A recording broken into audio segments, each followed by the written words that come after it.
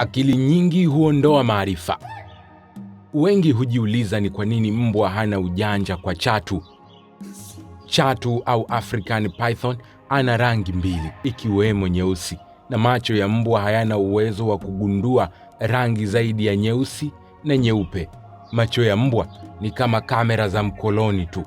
Mbwa akimwona chatu hutumia muda mwingi kumshangaa. Chatu hutumia nafasi hiyo kumkamata kirahisi kabisa. Kitendo hiki hufanyika kati ya sekunde 20 mpaka 30. Mbwa kumshangaa chatu ni darasa maridhawa kwa wananzengo ambao wakitoka shamba na kufika mjini basi hushangaa mataa. Ole wako, utaibiwa soksi na viatu umevaa.